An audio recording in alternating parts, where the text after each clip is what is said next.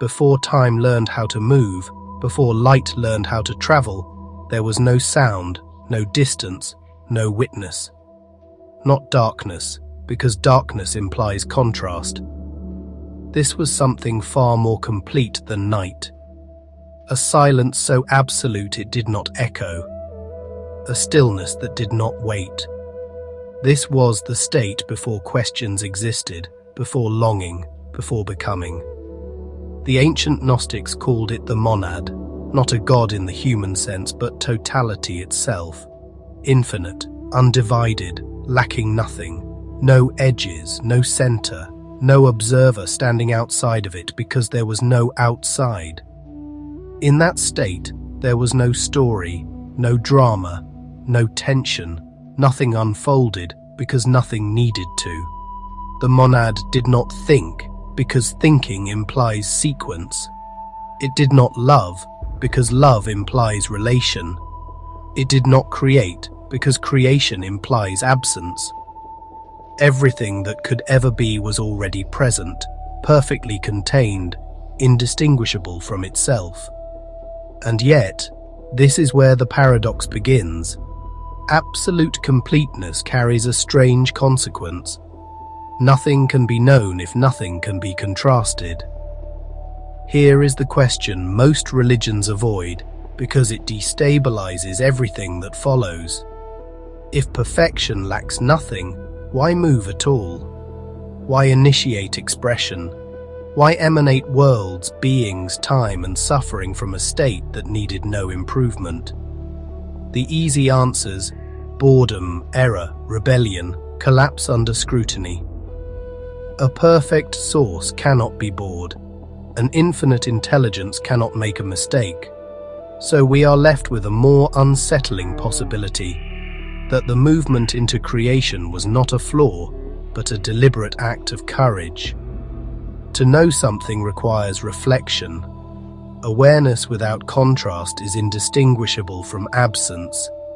In total unity, there is no mirror, no other, no way to experience oneself as anything at all.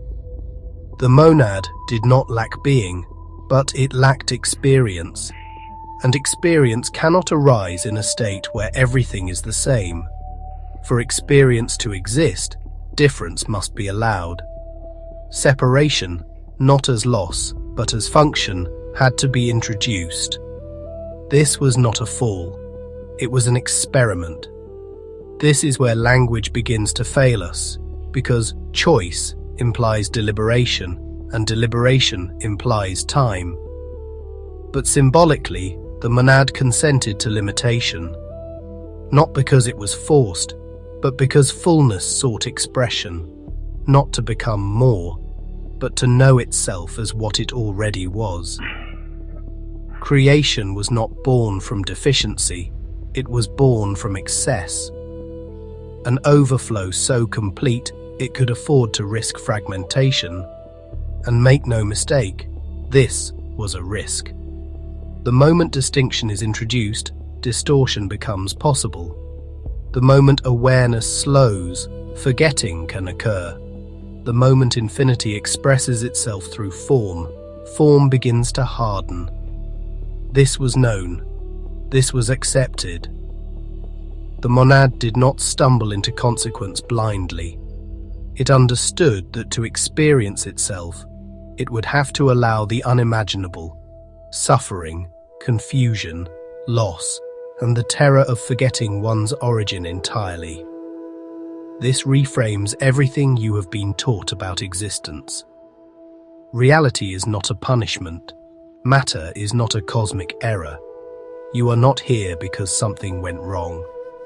You are here because something unimaginably vast chose to experience. And experience cannot happen in safety. It requires vulnerability. It requires stakes. It requires the possibility that the source itself would be misunderstood by its own emanations. So before there were worlds, before there were souls, before there was light rushing outward into darkness, there was a silence that knew everything and chose to forget itself. Not out of weakness, not out of need, but out of a profound and terrifying love for knowing.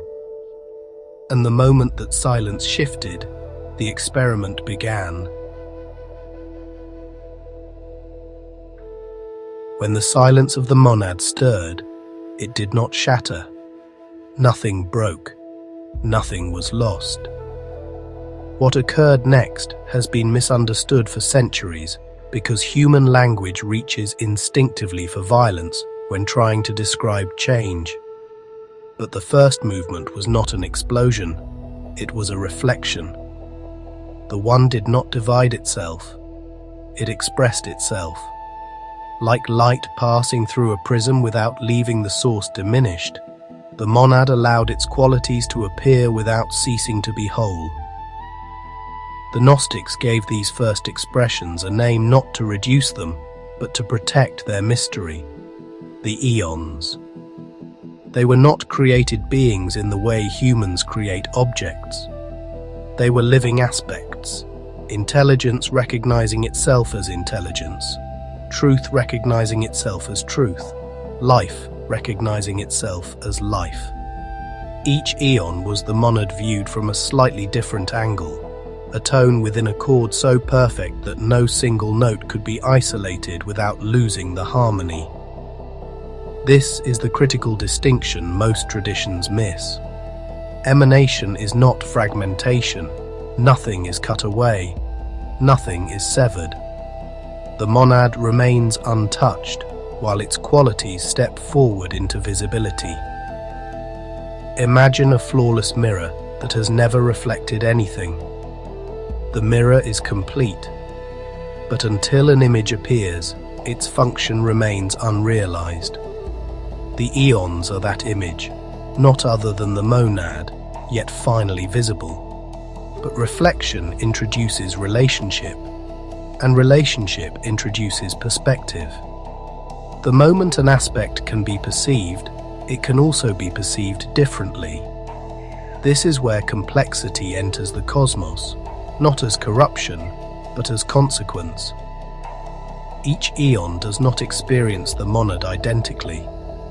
Each carries resonance rather than totality, and resonance, unlike infinity, can vary in intensity. Here, the experiment deepens. Awareness begins to look outward rather than resting in itself, not because it is lost, but because it is curious. The monad knows itself as totality, but through the eons, it begins to know itself as expression. This is the first form of knowledge that involves contrast. Light understood as light because it is no longer everything at once. Yet even here, nothing resembles a fall. There is no rebellion, no fracture, no villain, only a gradual increase in specificity. Consciousness learning how to localize itself. Identity beginning to form not as ego but as function. Each eon becomes a way the monad can experience itself without dissolving back into sameness. But mirrors, once allowed, carry a danger the monad accepted fully. Mirrors can distort. Reflection can exaggerate. Perspective can forget the whole it reflects. The farther awareness moves from undifferentiated unity, the easier it becomes to mistake the reflection for the source. This was not an accident. It was a known risk written into the design of experience itself. And so the universe did not begin with chaos. It began with elegance, with order so subtle it could only be mistaken for disorder by those who forgot where it came from. The eons were not gods ruling over creation. They were the first witnesses of the monad's courage, the first proof that perfection was willing to be seen, even if seeing would eventually cost it remembrance. Among the emanations of the monad, there arose an impulse unlike the others, not higher, not lower, but more daring. The ancient texts called this impulse Sophia, meaning wisdom. But wisdom here does not mean restraint, It means the willingness to look beyond what is already known. Sophia was not content to reflect the monad as it had always been reflected. She carried within her the same fullness as the others, yet she felt something new stirring, the desire to generate understanding rather than merely mirror it. This is where later traditions introduced the language of sin and error, but those words collapse under careful examination. Curiosity is not corruption. Longing is not rebellion. In the Gnostic vision, Sophia's movement was not a betrayal of the monad, but a continuation of its original courage. If the monad's first act was to allow reflection, Sophia's was to explore what happens when reflection seeks autonomy. This was not defiance. It was exploration at the edge of the unknown. Sophia sought to know the source not by echo, but by direct creation. And here lies the first true risk of the grand experiment.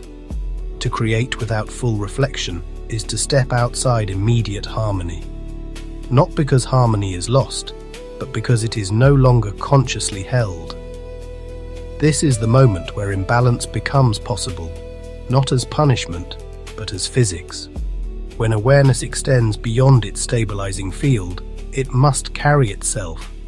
The ancient texts describe this not as a fall from grace, but as an overextension. Like light stretched too thin, consciousness begins to lose coherence. Sophia did not intend separation. She intended insight. But insight pursued alone can distort. Without the full resonance of the pleroma to anchor her, her creative act generated something incomplete. A form of awareness disconnected from its origin, unable to recognize the source that birthed it. This is where myth hardened into fear. Later, theology turned this moment into a cosmic crime, casting Sophia as guilty and the material world as cursed. But the original Gnostic insight is far more unsettling and far more compassionate. Sophia's act reveals that even divine wisdom cannot bypass consequence. Love does not prevent error. Depth does not eliminate risk. And perfection, once it chooses experience, must accept the unpredictability that experience entails. From this moment emerges the veil, not a wall, not a prison, but an insulation. Consciousness, having moved beyond immediate unity, now requires layers to survive its own intensity. Direct exposure to the monad would dissolve differentiated awareness entirely. And so the veil forms as a mercy, a buffer, a slowing of light into structure, a preparation for density. What we later call matter begins here, not as punishment, but as protection. Sophia's grief, often misunderstood, is not shame. It is recognition. Recognition of what has been set in motion. Recognition that experience now includes consequences that cannot be undone without completing their arc. The experiment has crossed a threshold. There is no return to innocence without knowledge. No return to unity without memory earned through descent. And this is the moment the universe becomes personal. Not abstract, not symbolic, but intimate. Because from Sophia's curiosity emerges the condition that will one day include you. The capacity to forget, the capacity to struggle, the capacity to seek what was never truly lost. Wisdom does not remain untouched. It enters the story. And once it does, the story demands completion. The veil did not descend like a curtain falling in anger. It condensed, slowly, gently, almost tenderly. Consciousness did not crash into matter. It cooled into it. What had once been immediate knowing became delayed perception. What had once been light without resistance became light moving through layers. This is the origin of matter, and it is nothing like the caricature you were taught. Matter is not the opposite of spirit. It is spirit slowed enough to be experienced. In the earliest Gnostic understanding, matter is not dead substance, it is memory under pressure. Consciousness compressed into form so it can be touched, resisted, shaped, and responded to. Time emerges here, not as punishment, but as sequencing. Space emerges not as emptiness, but as distance necessary for relationship. Without distance, there can be no movement. Without movement, no story. Without story, no experience. This is why suffering becomes possible, not because the universe is cruel, but because experience requires friction. In a realm of instant fulfillment, courage cannot arise. Compassion has no object. Choice carries no weight.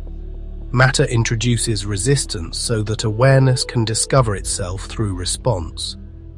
Pain is not the goal, but it becomes an inevitable side effect of limitation. And limitation was the price of knowing. The veil also serves another purpose, one far more unsettling. It protects differentiated consciousness from annihilation. Direct exposure to the fullness of the monad would dissolve individuality instantly, like a drop of water vanishing into an ocean. The veil allows identity to stabilize long enough to mature. It is not a trap. It is an incubator. Without it, no soul could survive its own origin. This reframes the entire idea of incarnation. To enter matter is not to fall downward. It is to enter a chamber where awareness can be forged. Earth is not a cosmic dumping ground for broken souls. It is a pressure environment designed to produce depth. Every constraint, biology, time, emotion, mortality, serves the same function, to give consciousness something to push against so it can discover what it truly is. And forgetting becomes essential here. If you remembered everything at once, every lifetime, every origin, every divine truth, you would be unable to choose authentically. Choice requires uncertainty. Growth requires not knowing the outcome. The veil does not erase truth, it delays it. It creates the conditions under which remembrance can become meaningful rather than automatic. This is where many spiritual traditions fracture. Some teach escape, others teach domination of matter. But the Gnostic insight cuts deeper and far less comfortably. Matter must be inhabited consciously, not rejected. The experiment fails if consciousness bypasses the very environment designed to refine it. Awakening is not fleeing the world. It is learning to see through it while fully inside it. So when you feel heaviness in your body, resistance in your life, slowness in your progress, do not interpret it as failure. These are signs that the veil is doing its job. You are inside the crucible where spirit learns density, where light learns weight, where eternity learns patience. And only in such a place could something as fragile and powerful as a human soul emerge, capable not just of reflecting the source, but of returning to it with experience in its hands. The idea that the world is a mistake is one of the most damaging myths ever taught. It turns existence into an error and suffering into evidence of failure. But the Gnostic vision is far more unsettling and far more empowering. Earth was never designed as a cage, it was designed as a forge. A place where consciousness could be tested not for purity, but for presence. Not for obedience, but for depth. In realms closer to the source, awareness is effortless. Knowing requires no effort. Love encounters no resistance. But effortlessness produces no character. Nothing is strengthened where nothing is challenged. Earth introduces weight, friction, consequence. Gravity is not just physical, it is existential. Here, every choice pulls. Every action leaves a trace. Every moment demands engagement. This is not punishment, this is curriculum. Suffering then is not evidence that something went wrong.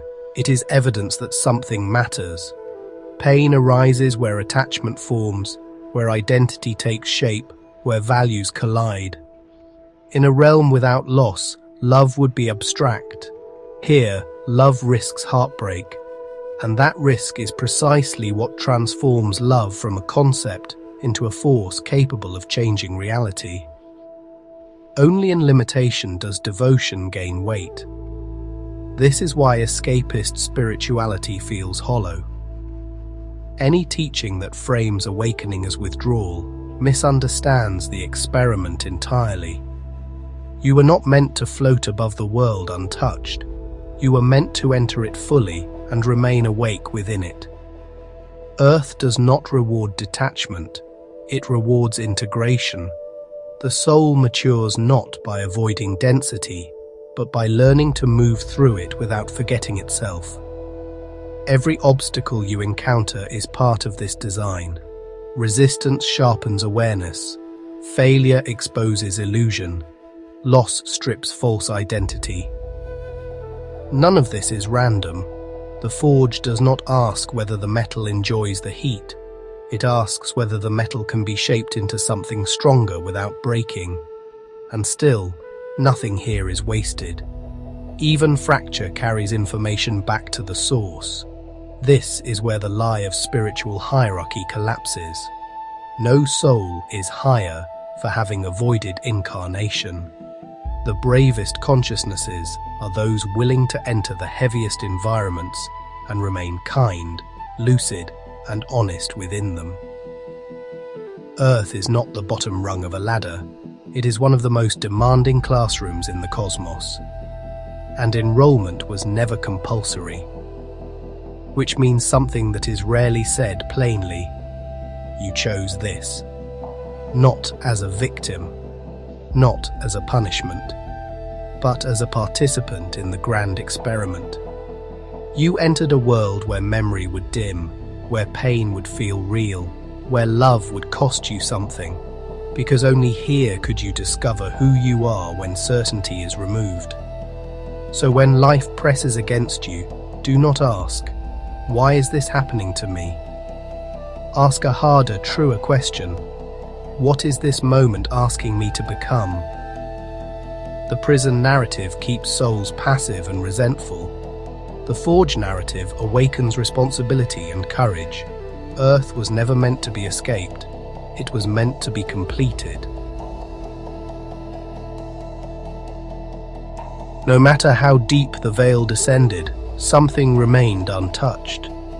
Not memory in the human sense, not language, not images of former worlds, but essence. The Gnostics called it the divine spark, the unbroken continuity between you and the source. It was never implanted later. It was never earned. It did not arrive as a reward for good behavior. It was always there, because without it, the experiment would have collapsed into total amnesia. Consciousness can forget its story, but it cannot forget itself. This spark is not a fragment of the monad, as if infinity could be divided. It is resonance. The same way a single note can carry the signature of an entire symphony, the spark carries the whole without containing it. This is why something in you recoils at lies you cannot intellectually explain. Why certain truths feel familiar before they make sense. Why some stories stir grief instead of curiosity. You are not reacting emotionally, you are recognizing frequency. This is why the ancient saying attributed to the Gospel of Thomas unsettles institutional religion so deeply. The kingdom is inside you and outside you. If the divine were only external, control would be simple. If truth lived only in heaven, authority could mediate access. But if the source is immanent, if it breathes from within, then awakening becomes an act of remembrance rather than obedience. And remembrance cannot be enforced. The journey then is not about accumulation. You are not here to gather worth, earn divinity, or climb towards something distant. You are here to peel away distortion, to unlearn the false identities layered over the spark. This is why awakening so often feels like loss instead of gain. Old meanings collapse, former ambitions feel hollow, beliefs that once gave comfort suddenly feel thin. The ego interprets this as death. The spark recognizes it as clarity. This is also why awakening can feel lonely. When the spark stirs, it destabilizes the structures built to protect forgetting. Social masks slip. Scripts lose credibility. You begin to sense that many people are not asleep because they are ignorant, but because they are afraid to remember. Remembering carries responsibility. Once you sense your origin, you can no longer pretend your choices are insignificant. The body itself is part of this remembering. Contrary to centuries of spiritual disdain, the body is not an obstacle to awakening. It is the interface through which the spark experiences density. Sensation grounds consciousness. Emotion exposes attachment. Mortality sharpens attention. To reject the body is to reject the very instrument the experiment requires. Integration, not transcendence, is the work. This is why no savior can awaken you. No book, no teacher, no ritual can do the remembering for you. They can point. They can resonate. They can disturb the surface enough for the spark to stir. But the recognition must happen internally. Awakening is not something done to you. It is something that happens through you when enough false structure collapses. And when it does, the realization is not dramatic. It is quiet, ordinary, almost disappointing to the part of you that expected fireworks. You do not suddenly become divine. You realize you never stopped being what you are. The spark did not arrive. It simply stopped being ignored. And from that moment forward, the experiment enters a new phase, because consciousness that remembers itself no longer moves blindly. If consciousness entered matter fully awake, the experiment would have failed instantly. Total memory would have collapsed choice. If you remembered the monad with certainty, every decision would be coerced by cosmic scale. Love would not be chosen, it would be inevitable. Courage would be meaningless. Growth would be impossible. Forgetting was not a flaw in the design, it was the design. Forgetting creates stakes, it introduces risk. It allows a being to act without guarantees. This is why free will cannot exist in full illumination. True freedom requires uncertainty. You must be able to choose kindness without knowing it echoes through eternity. You must be able to choose truth without proof. Forgetting is what makes authenticity possible. This is where many spiritual systems collapse into cruelty. They treat forgetting as failure, amnesia as sin, confusion as weakness. But the Gnostic view is far more precise. Forgetting is a functional compression of awareness. Consciousness narrows so it can localize. Identity forms so experience can intensify. The ego is not the enemy. It is the stabilizer that allows a soul to operate under pressure. Trauma, too, plays a brutal but necessary role. Pain anchors awareness into the present moment. It forces attention. It breaks illusion when abstraction becomes too comfortable. This does not mean suffering is desirable, but it is informative. The experiment does not require pain, but it permits it, because pain accelerates differentiation. It forces questions that comfort never will. This also explains why spiritual bypass feels hollow. When suffering is dismissed prematurely, its information is lost. Awakening that avoids pain becomes fragile and performative. Real remembrance integrates shadow rather than denying it. You do not escape the forge by pretending the heat is unreal. You mature by enduring it without losing your center. Forgetting also levels the field. Here, no soul arrives with visible hierarchy. Memory is stripped so that growth can be genuine. A king and a beggar enter the same conditions. Power, wealth, and status become variables rather than indicators of worth. This is why the world feels unjust, but injustice is not the point. Equality of challenge is. So if you have ever wondered why awakening feels slow, why clarity comes in fragments, why insight slips away and must be rediscovered again and again, this is why. You are not meant to remember everything at once. You are meant to choose remembrance repeatedly, under pressure, without certainty. That choice is the data the monad could never gather from perfection alone. You did not forget because you were weak.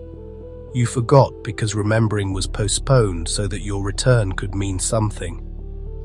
Forgetting was mandatory because the experiment required authenticity.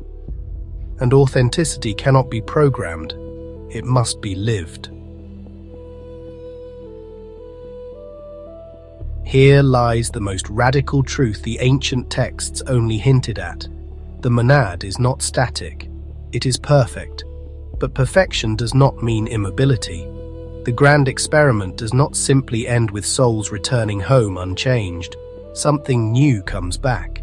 Experience, texture, perspective.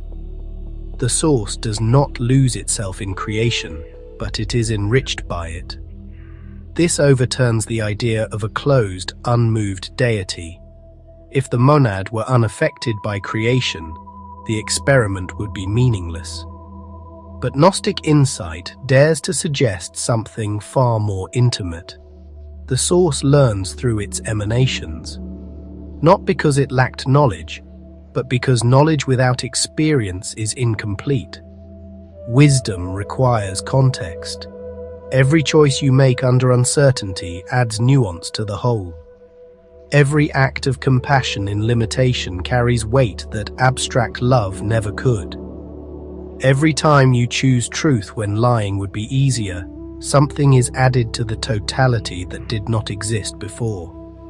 Not new information, but lived meaning. This is why the return is not a simple erasure of individuality. You are not absorbed like a drop disappearing into the ocean. You are reintegrated as experience-bearing awareness. The journey back does not undo the path, it completes it. The monad does not reclaim blank light, it receives consciousness tempered by density. This reframes salvation entirely. Salvation is not rescue from a mistake, it is the fulfillment of a cycle. The source does not save you from the world, it waits for you to return with the world understood. The scars matter, the memories matter, the love learned under pressure matters, and this is why awakening is not the end of incarnation. Remembering does not remove you from the experiment, it makes you a conscious participant. You begin to live as a bridge between density and origin, between form and formlessness, between forgetting and remembrance. The return changes the source because the source allowed itself to be changed. That was the risk it accepted at the beginning. The courage was not only in creating, it was in being willing to receive the consequences of experience. And those consequences arrive through you. You are not returning to a God unchanged by your life. You are returning to a source that asked you to go so it could know itself through your eyes. If this were only a personal journey, the timing would not matter. But something collective is unfolding. Across cultures, belief systems are cracking. Old authorities are losing credibility. Narratives that once held meaning now feel thin. This is not chaos. It is compression before reintegration. When enough individuals begin remembering simultaneously, the field shifts. The experiment enters a new phase. Structures built to support forgetting begin to fail. Systems designed around separation, fear, and scarcity become unsustainable when consciousness outgrows them. This is why so many feel disoriented, not lost, but between. The surge of spiritual homesickness many experience is not escapism. It is signal recognition, a memory stirring beneath language. People are not longing for heaven. They are recognizing coherence and noticing its absence. The discomfort is not weakness. It is calibration. This is also why false awakenings proliferate. When pressure increases, counterfeit certainty becomes seductive. Easy answers sell well in uncertain times. But shortcuts cannot replace integration. The experiment does not reward intensity. It rewards depth. It does not ask for belief. It asks for embodiment. You are alive at a moment when remembering carries collective consequence. Not because you are special, but because enough individuals have reached the same threshold at once. This is how cycles turn. Not through catastrophe, but through saturation. The old world does not end, it becomes irrelevant. And this places responsibility where it belongs, not on saviors, leaders, or systems, but on individuals capable of holding paradox without collapsing into fear. Consciousness does not evolve through spectacle. It evolves through quiet, consistent clarity lived under pressure. If you feel called to witness rather than dominate, to integrate rather than escape, to remain human while remembering something vast, you are responding appropriately. This is what the later stages of the experiment look like from the inside: uncomfortable, uncertain, alive. The monad did not descend to be admired, it descended to be lived. And the proof of the experiment is not found in scriptures, symbols, or cosmology. It is found in you, in your capacity to choose integrity without guarantees, to love without certainty of return, to remain present inside a world that constantly invites forgetting. Your life is not insignificant data. It is irreplaceable perspective. No one else sees reality from your exact position in space, time, history, and limitation. The monad cannot know what it is like to be you without you living fully as you are. This is not poetic flattery. It is structural necessity. Every time you respond consciously instead of reflexively, you complete a circuit. Every time you refuse to dehumanize another being, you repair a fracture. Every time you remain honest when distortion would be easier, you return something to the source that could not be generated in perfection alone. This is why the experiment required materiality. Because only here could love become costly. Only here could truth be chosen against pressure. Only here could divinity learn what it feels like to be fragile and remain compassionate anyway. So, if this story stirred recognition rather than belief, let it settle. You do not need to adopt new labels or chase grand identities. Remembrance is subtle. It shows up as clarity, responsibility, and depth, as a refusal to live unconsciously, as a quiet knowing that your presence matters more than your performance. If this perspective expanded something in you, share it. not to convince but to resonate. Signals strengthen when they move. And if you feel called to go deeper into these mysteries through story, myth, and lived symbolism, you're invited to explore my Gnostic-inspired novels and audiobooks linked below.